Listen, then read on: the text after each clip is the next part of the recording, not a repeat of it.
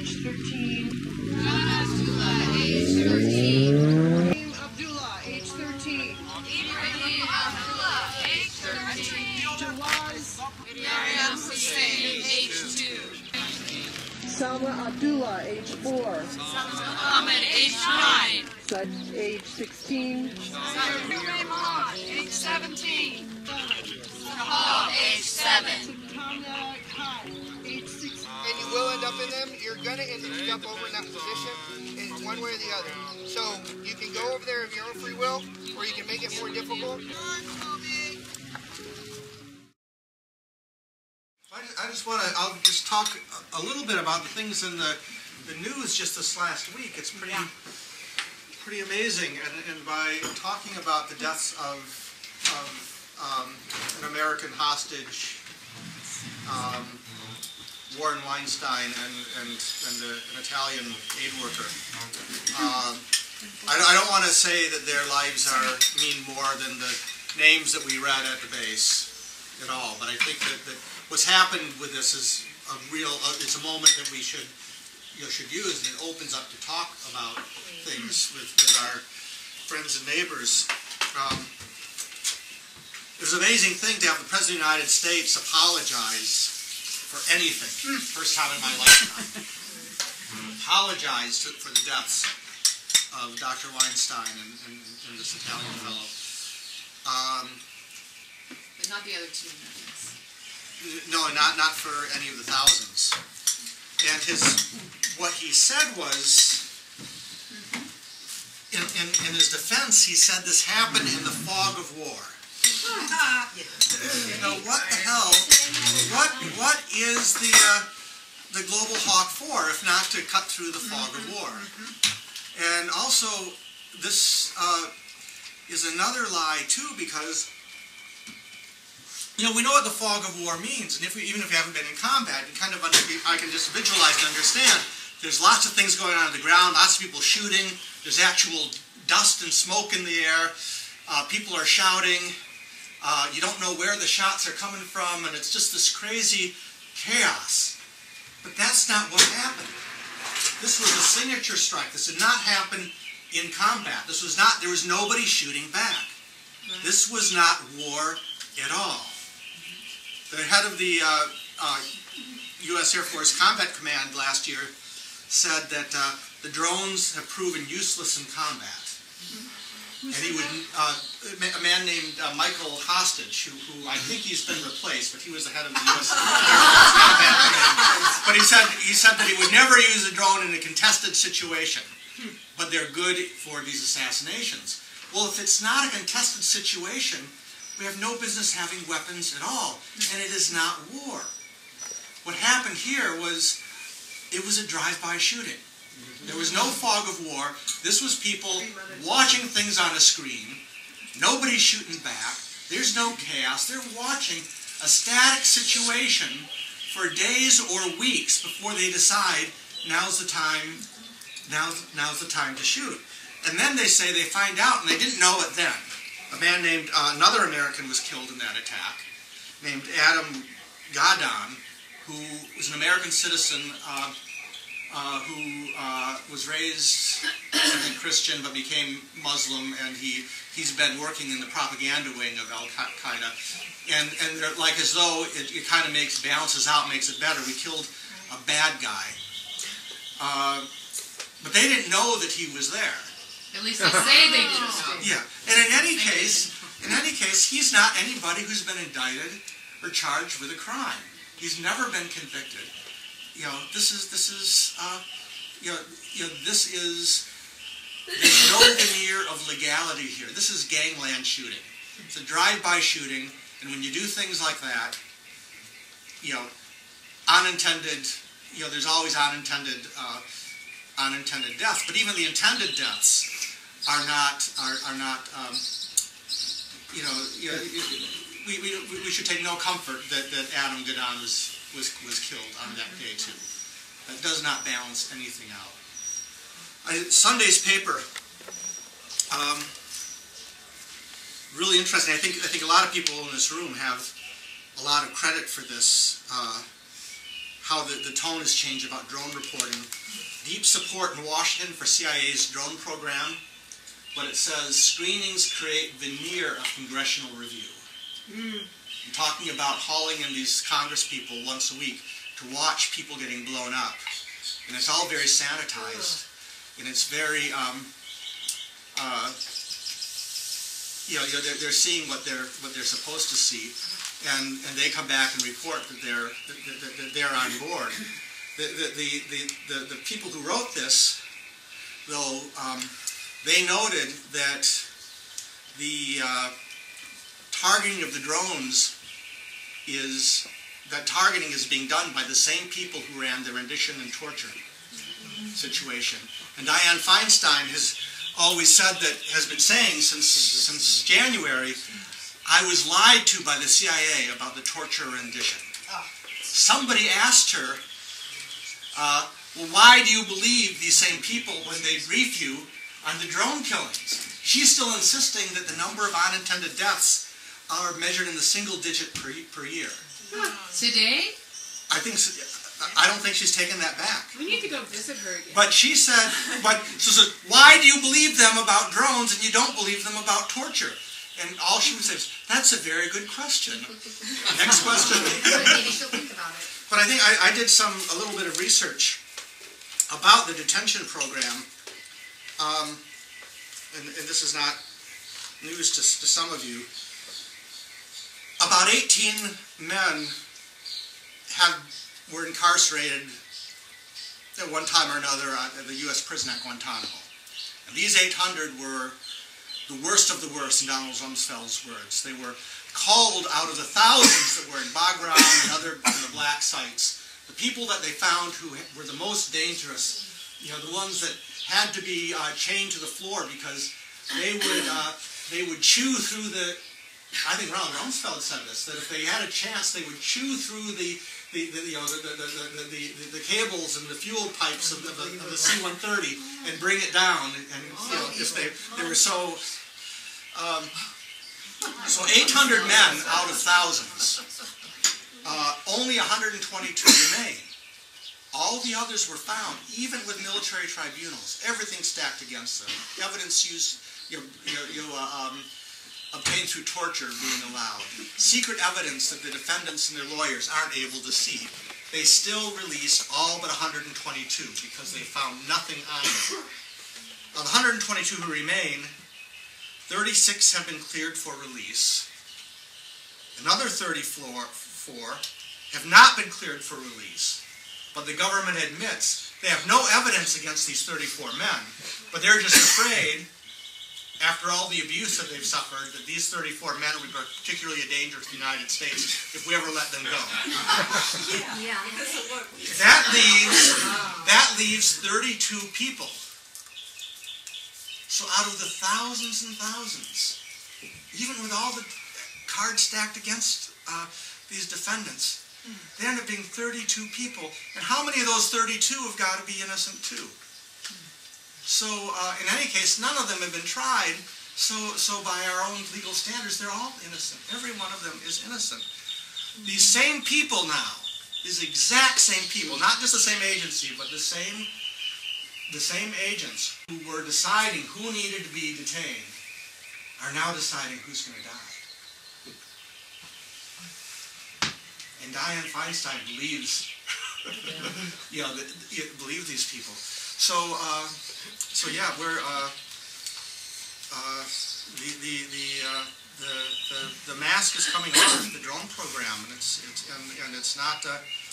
not an accident. It's because the work that people like you all and that we've done, and what some journalists and attorneys have done, and these journalists and attorneys would probably not be doing it without the work that we're doing behind the scenes. So I really think that what we're doing is we've been phenomenally effective in changing the debate on this, and we still have a lot more to do. So. Are the individual agents' names known? I mean, are they? Yeah. This article, I'm sure you can find it online. I'll pass it around here. Yes. Yeah, I have to say something about Dianne Feinstein since you brought her up. And back in 2013, I was part of the protest at John Brennan's confirmation hearing. And at the time, we already knew that, hundreds of Pakistani civilians had been killed 2 years ago. But, we had a list of, was it over 200 children even back then, I think?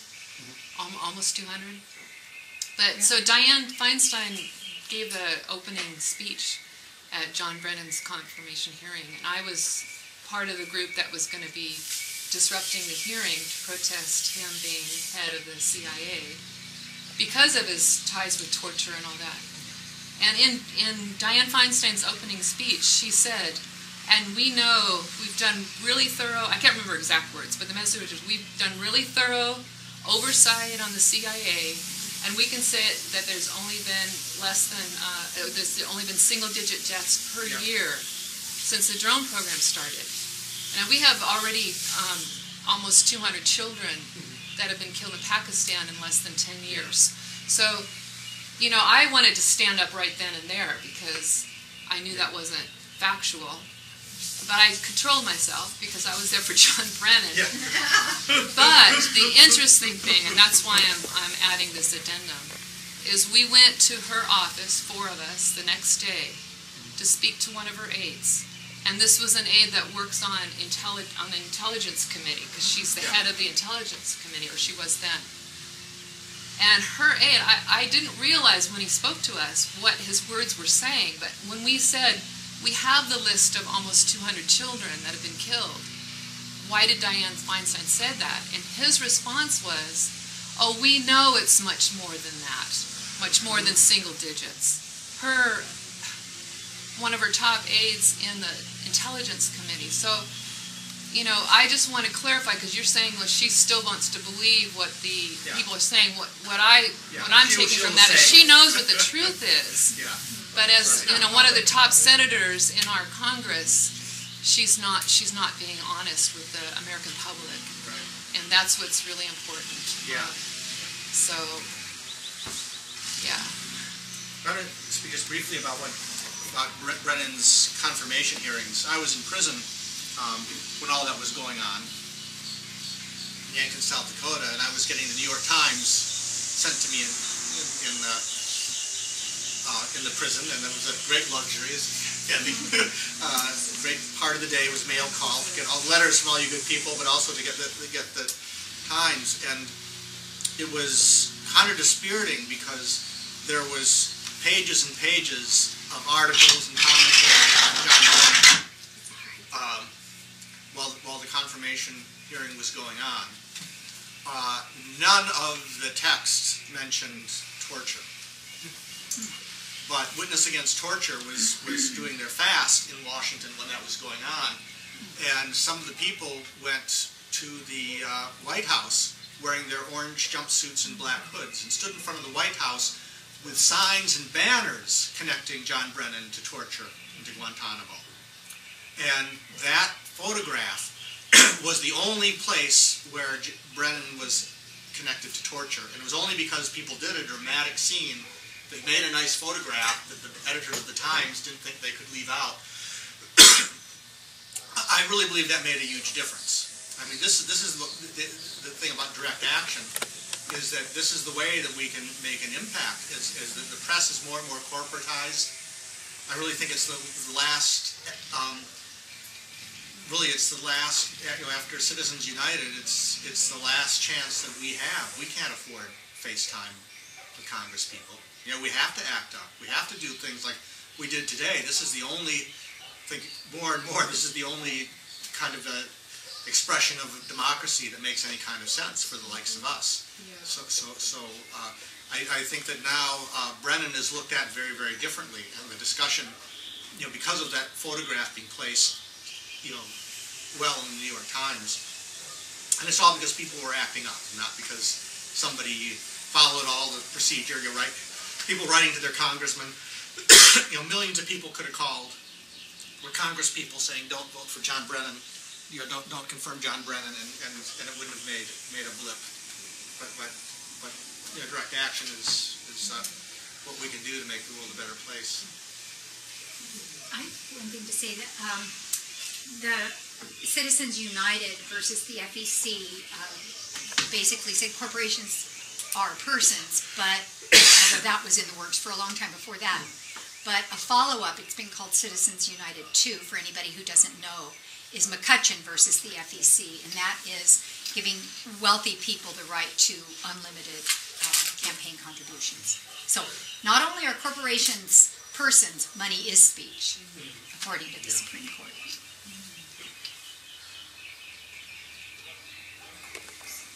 So we had an impact way beyond our tax brackets today. That's not saying too much. Today to learn the chants of Lakota Indians and Chumash. Am I saying that right?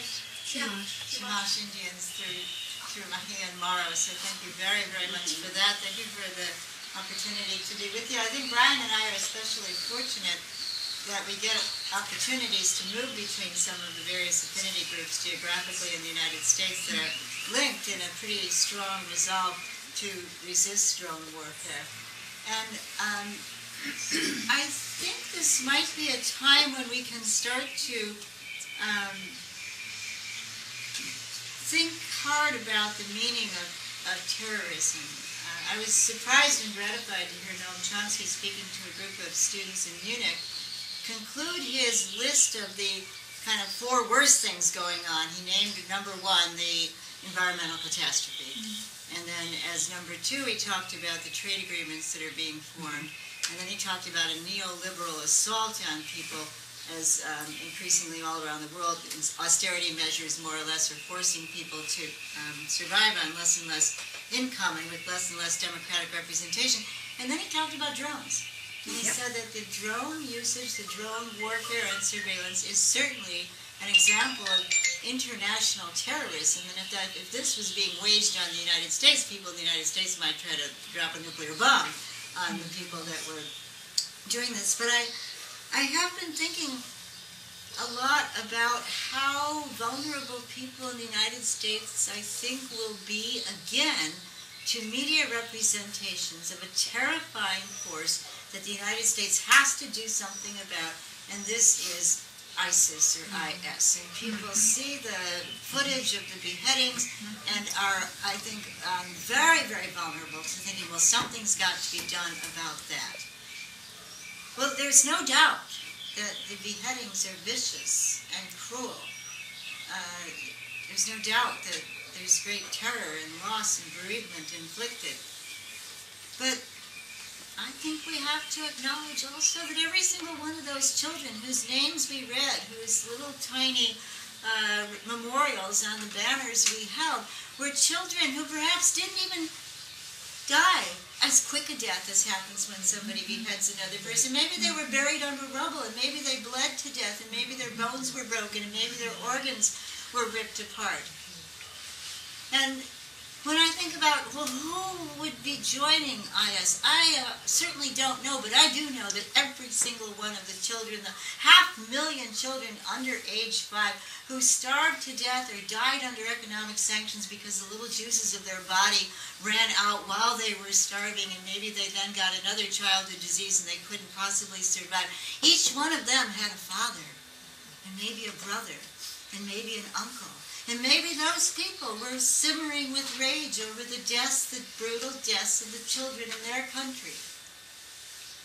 And I lived in Iraq during the shock and awe bombing, and it was shocking and it was awful, and the hospital wards were filled, and so were the pediatrics wards. And maybe some of the people who joined these kind of twisted and, to our minds, sick movements were also traumatized by the rain of bombardment that the United States poured down viciously on Iraq in the shock and awe bombing. And then maybe in the aftermath of that bombing, when civil war broke out, when there was hostage taking and torture, and the United States just sort of stood back and watched and said, well, you know, these people really do bad things to each other. It must be sectarian violence. As though somehow we hadn't implanted in our long years of war, going back to funding both sides of the Iran-Iraq war, all the way back to the 80s. statistics say that 1 out of 4 people in Iraq today are hungry, suffering from malnourishment. So, do we think that perhaps we can go in with our weapons, with our bombs, with our occupations, with our night raids, with our drone surveillance, and that there's not going to be residual trauma, and that there's not going to be the upsurge of movements which engage in violence? It's a fait accompli. And so I think it's a good time to speak out as we can, and I'm not always sure what audiences can hear this. That's why I'm very grateful for the chance to speak with you today. But that the United States has and continues to be an international terrorist, inflicting menace and great, great fear on other people, many of whom, especially the children, mean us no harm. And so how far are we willing to go for the sake of security? And how can we define security more accurately? I believe our security is founded in friendship, in building up reservoirs of goodwill because we're known as people who share our resources with other people. I think our security is founded in being people who might actually be looked upon as people who might be of some support for negotiations, because we're not trying to use every conflict as a means to further provoke the Soviet Union, or I'm sorry, the Russia, Russia or China in new versions of a Cold War. So now that we have the kinds of information that Brian has pointed out to us coming out on the front page and above the fold of the New York Times, implanting some doubt, some uncertainty in the U.S. public, I think it's a good time to resist the selling of wars, the marketing of wars that so often takes advantage of people's feeling of vulnerability or their sense that, well, we have a responsibility to protect other people from menacing forces. The menacing force, I think, requires a mirror if we're to properly understand it in this country. And it's not easy for us to hold up that mirror to ourselves, to our neighbors, to our friends, to our colleagues. It's not an image that people want to see of who we are, and it certainly needn't be who we are. And I think that particularly in this time when, as Noam Chomsky has said, the environmental catastrophes that seem so imminent. I mean, I know here in California there must be an unsettling feeling, when it's just writ large that you've got a water shortage. But that's just one of the many, many problems that could happen. I mean, if we continue to extract fuels and the liquids that belong underneath the ground, there's not going to be a habitable planet for the future. So I think particularly at this time we should claim the language and say the greatest terror we face is the terror of what we're doing to our own environment. And the global hawk is not going to produce the surveillance, the intelligence that we need to better understand what that means and how we can go forward. So it's a wonderful time for non-cooperation. It's a wonderful time for dissent. It's a wonderful time for catching courage from one another. And I think a wonderful time on a morning like this morning to just be thankful. Be very, very thankful.